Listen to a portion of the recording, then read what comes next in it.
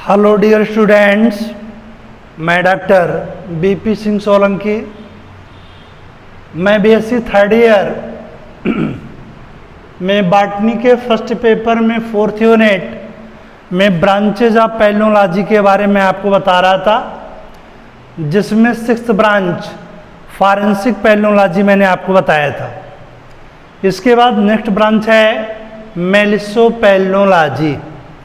पैलियोलॉजी word से सभी लोग परिचित हैं, स्टडी ऑफ पॉलन ग्रेन्स। अब दूसरा वर्ड है, कंजुगेटेड वर्ड है मेलिसो। मेलिसो वर्ड किससे लिया गया है? ये ग्रीक वर्ड से लिया गया।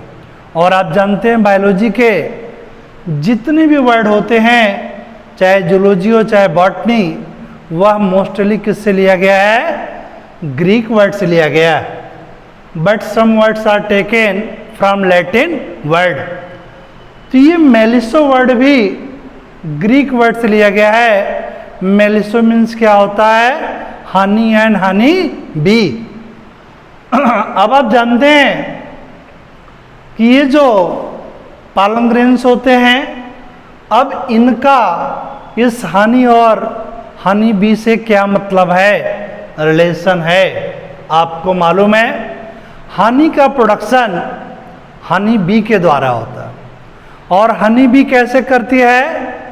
वह फ्लावर और फ्रूट के जूस को सक करके हनी का फॉर्मेशन करती है।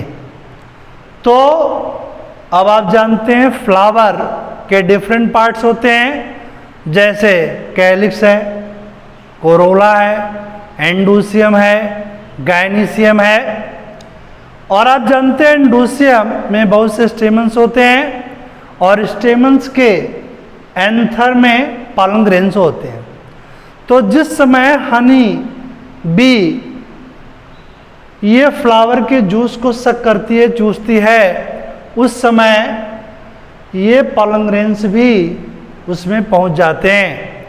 तो इससे इस बात का पता लगता है कि हनी बी ने हनी का प्रोडक्शन किस प्लांट के फ्लावर के जूस से किया है।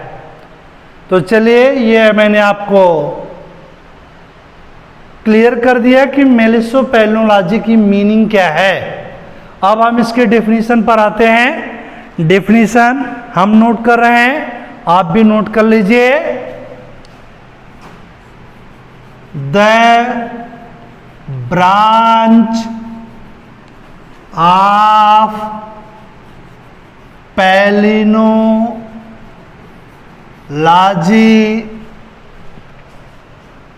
which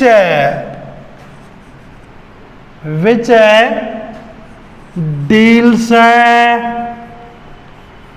with study of pollen grains, study of pollen grains in honey production, in honey production, comma, is known as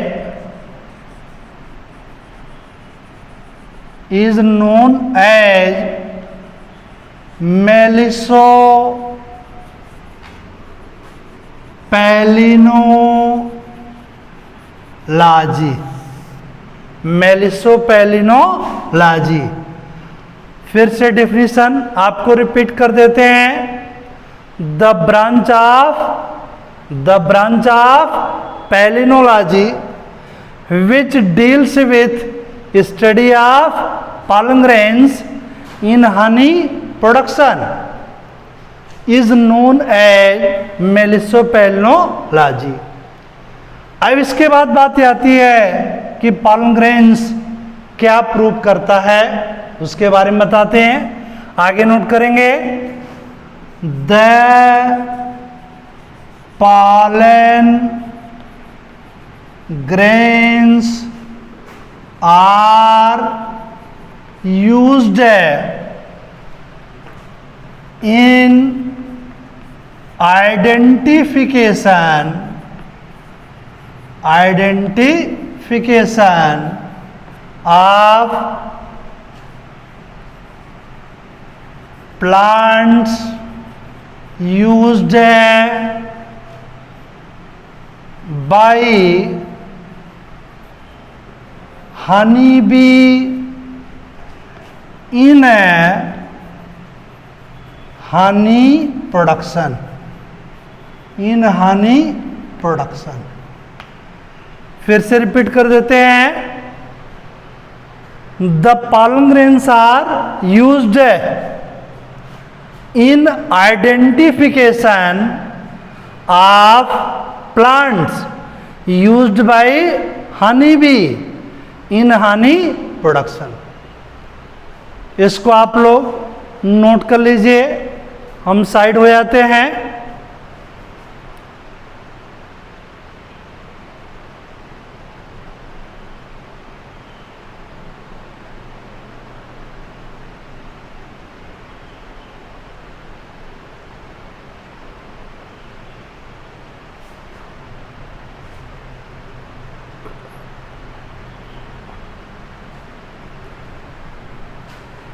hello students, अब इसके बाद नेक्स्ट जो टॉपिक है आपका, इसमें वह है morphology of pollen grains.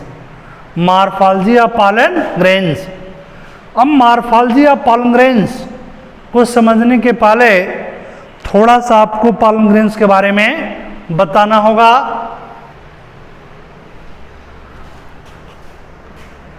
Hello dear students, मैं आपको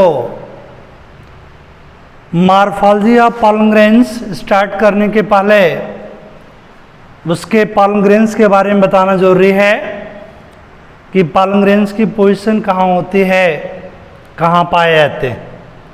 तो आप लोग देख रहे हैं कि आपको मालूम है पॉलन ग्रेन मेल स्पोर होता है और ये फ्लावर के मेल रिप्रोडक्टिव ऑर्गन एंडोसियम के स्टेमन्स में प्रेजेंट होता है। और ये जो स्टेमन्स होते हैं, एक स्टेमन्स में मेनली 2 पार्ट्स होते हैं, 2 पार्ट होते हैं। आप लोग देख रहे हैं कि लोअर ओवरआर बेसल स्टेराइल फिलामेंट, अपर फर्टाइल एंथर, अपर फर्टाइल एंथर। तो आप लोगों ने देखा 2 पार्ट हैं। पहला पार्ट क्या है? Basal overall lower sterile filament. और दूसरा अपर पार्ट क्या है? अपर फर्टाइल एंथर है। अब आप लोग देख रहे हैं इस एंथर में 2 एंथर लोब्स हैं, फर्स्ट एंड सेकंड। और आप BSc 2 में पढ़ चुके हैं anther with 2 anther lobes, anther with 2 anther lobes is known as dithecous anther, dithecous anther. और एक्सेप्ट ओनली आप जानते हैं कि most of the angiospermic plant में डाइथिकस एंथर पाया जाता है। कुछ एंजियोस्पर्मिक प्लांट में जैसे मालवेसी फैमिली है, मालवेसी फैमिली, उसमें सिंगल एंथर लोब होता है जिसको हम मोनोथिकस एंथर बोलते हैं। तो जो मोस्टली पाया था उसकी बात हम करते हैं। तो आप लोग देख रहे हैं कि यहाँ पर डाइथिकस एंथर है क्योंकि कितने लोब हैं? 2 लोब हैं। और दोनों लोब एक दूसरे से कनेक्ट हैं किसके द्वारा? स्टेराइल कनेक्टिव टिश्यू के द्वारा। किसके द्वारा? Sterile connective. और इस कनेक्टिव के अंदर क्या है? Vascular tissue. क्या है? वेस्कुलर टिश्यू है। अब बात ये आती है कि ये जो एंथर लोब्स हैं इसके अंदर बहुत से क्या पाए जाते हैं? Fertile pollen grains, fertile pollen grains overall micro spores पाए जाते हैं। तो मैं आपको बता रहा था कि यहाँ पर स्टेमन्स में मेनली दो पार्ट होते हैं, बेसल वाला lower style filament and upper fertile anther. Anther में मोस्टली कितने लोब्स होते हैं? 2 लोब्स। और मैंने आपको बताया anther with 2 lobes is known as dithecous anther. और इस एंथर लोब में क्या भरे होते हैं? फर्टाइल पॉलन ग्रेन्स वाला माइक्रो स्पोर्स होते हैं। अब फिगर नंबर ए में आपने देखा स्ट्रक्चर ऑफ स्टेमन है।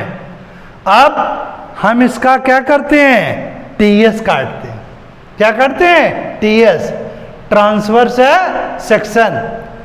तो ट्रांसवर्स सेक्शन आपको मालूम है, ट्रांसवर्स सेक्शन आप कैसे काटेंगे? ऐसे काटेंगे, समझ रहे हैं? और जब ट्रांसवर्स सेक्शन काटेंगे तो हमको इस प्रकार से स्ट्रक्चर दिखलाई पड़ेगा।